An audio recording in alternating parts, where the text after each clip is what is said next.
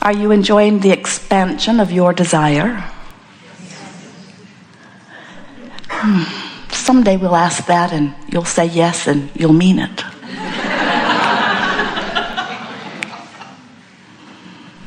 Oh, we're just playing with you a bit here, but you will never stop being in a place where your environment no longer gives birth to something more that is wanted. And we revel in your contrast. You don't, but we do. Because we remember the plan. We remember that you were willing to expose yourself to an environment that would inspire new ideas. And we all knew at that time, before your birth into these bodies, that when that new idea was born from the contrast, that it would take a while for you to get up to speed with it, because the contrast is surrounding you. And in order for you to give birth to a new desire, you have to, in a way, assimilate all of the contrast. So by assimilating all of the contrast, the negative stuff is in there for a while, isn't it? In other words, when you know what you don't want, that's when you much more clearly know what you do want.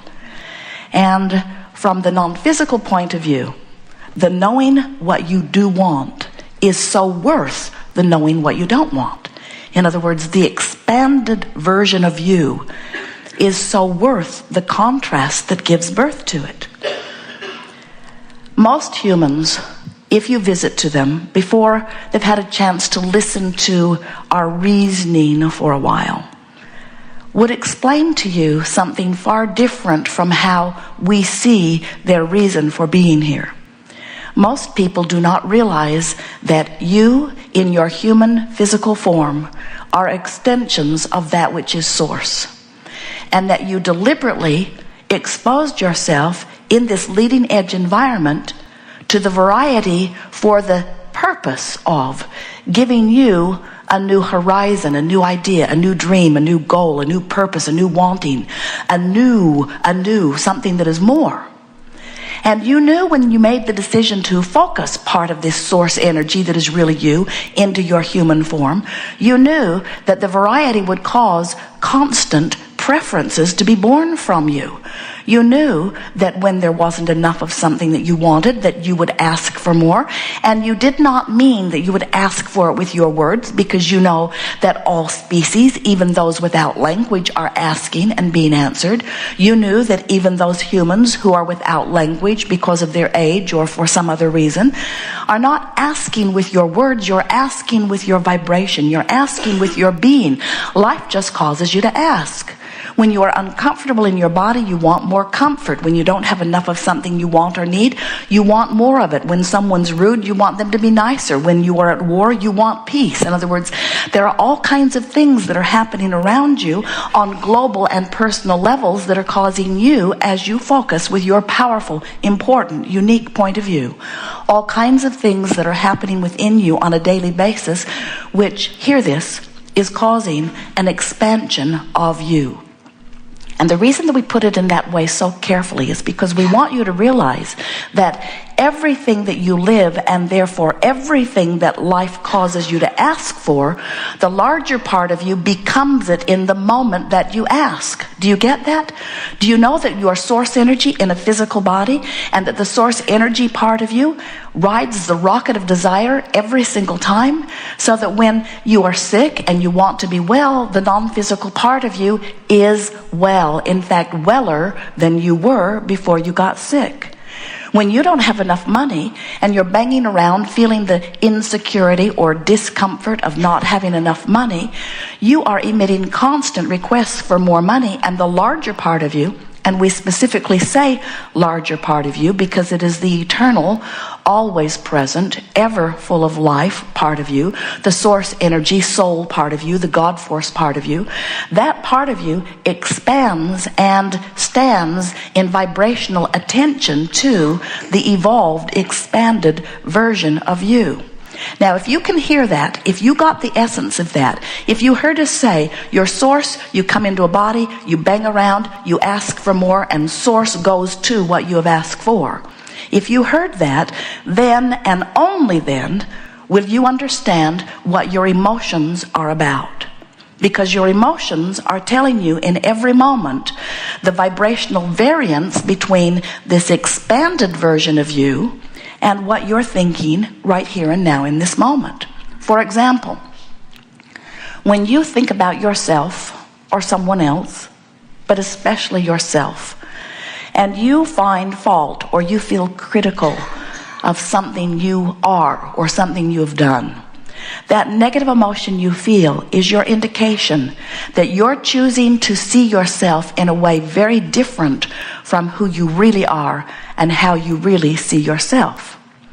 The source part of you adores you, knows your value, knows that you are in the process of expansion, and never finds reason to push against you or find fault with you. And when you do, you set up a racket in your vibration that translates into an emotion that does not feel good to you.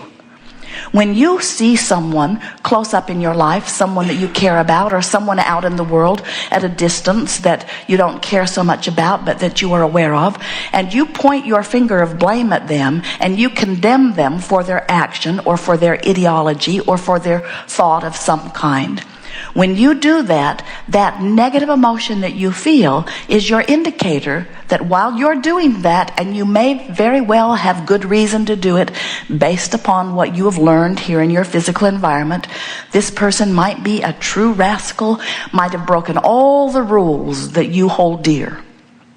But when you point your finger of blame or hatred or revenge, or when you fear them, when you feel any of those strong negative emotions, what it means every time is that there is vibrational discord between you and you.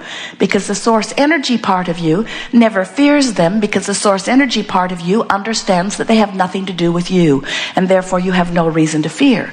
The source energy part of you never hates them, because the source energy part of you has discovered long ago that love is the true vibration of its nature.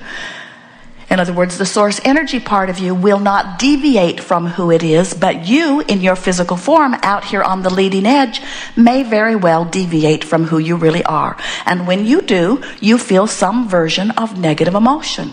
That's all your emotions are. The better you feel, the more you are being you. The worse you feel, the more you are not being you. And don't you find it interesting how when you're really, really, really, really mad at someone, the reason that you're so mad at them is because you feel so bad when you turn your attention to them? It's not because they have power in your experience. The power you give them is the power you give them when you turn your attention to them, see an aspect of them you do not like, separate yourself, that's too strong of word, but it makes the point, from who you really are. And then in your separation, you feel rotten, and then you say, it's your fault. I felt a lot better before I focused on the bad thing you are doing. And we say, hear those words, before I focused upon the bad thing that you are doing. A very powerful thing to do. It will free you. In fact, it is the only place that freedom will ever come from. Freedom will only ever come when you consciously acknowledge that the way you feel is all within your power. Because what freedom is the freedom from resistance. And the freedom from resistance is the art of allowing. And the art of allowing is being a vibrational match to who you really are. The art of resistance, and some of you have made it an art, is not being in alignment with who you are.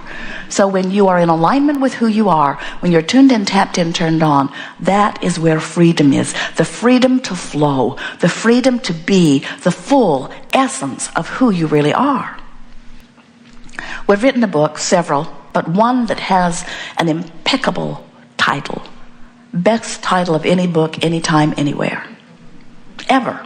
Now, then, or forever. There will never be a better title.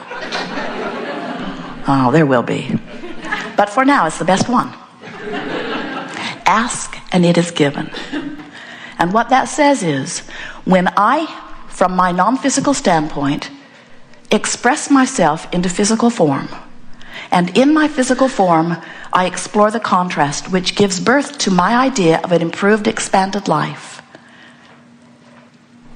The source energy part of me rides that rocket of desire and becomes the vibrational equivalent of that expanded, improved life, and holds steady to that vibration. That's ask and it is given. Not only, we've already thought of a better title.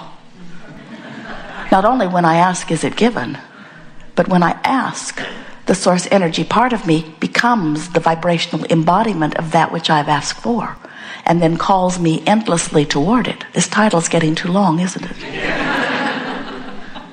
But then, I must be vibrationally up to speed with what I'm asking for. And if I pay attention, much too long, if I pay attention to the way I'm feeling, and I deliberately reach for thoughts that feel good, I will then be in vibrational alignment with what my life has caused me to ask for. And when I am in vibrational alignment with what my life has caused me to ask for, now the physical tenets of my physical life must morph into that new, improved version that the contrast gave birth to, that the source energy knew immediately, that all of the resources of the universe helped, and that I found vibrational alignment with. And so now I see that I have asked, and indeed it was given, and now I have come into vibrational alignment with it, and now I am living the fulfillment of what I asked for and what was given, because I now understand the art of allowing. Much better title. So you get the sense of this. You are more than you, most of you, know that you are. You are source in a physical body. And whether you know it or not, that source part of you is expanding through your life experience. And if you don't keep up with the expansion, you feel rotten. And when you do keep up with the expansion, you feel wonderful. The better you feel, the more you're keeping up with who you've become. And we really want to put it to you in a blunt, clear way. You got to keep up if you want to feel good. You got to keep up. You got to keep up to speed. So what does that mean? I must keep up to speed with who I am. Well, it means that when life causes you to ask for something, you've got to get yourself into a place of expecting it, or you're going to feel crummy. Because you know what? You can't take it back. You can't say, oh, never mind. So you're banging around, someone's rude. You send off a rocket of desire. I want people to be nicer. You're banging around, you're rude. You send out a rocket. I want to be nicer. So now you know what happened? Your life has caused you to launch those rockets. You can't say, never mind, I don't want to be nicer. You can't say, never mind, I don't care if they're not nice. Once life causes you to launch that rocket, you've only got one choice. You've got to get up to speed with that request. Once life has caused you to ask for more money, you can't say, never mind, I didn't mean it. You did mean it. You can't say, I think I will take back my physical human experience and I will morph back into something that I was before.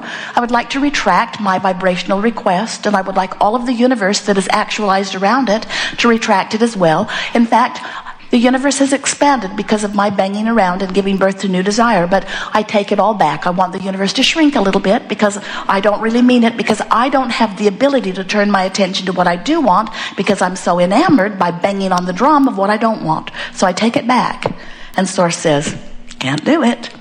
You already said you wanted it, and we're already over here living it, so you've got no choice but to come over here to where you sent us. And if you don't come over here to where you sent us, you will feel uncomfortable. You got to come. You got to go with the flow that you set into motion. You don't have to go with the flow that somebody else set into motion. Isn't that good to know? Don't tell them, they won't like hearing it. Many people like bossing you around. Many people who haven't learned about their own vibration and the way law of attraction responds to it, who are just looking around at things and having emotional responses to what they see. There are a lot of people who see conditions that make them feel better, so they say, I'm going to demand more conditions like that.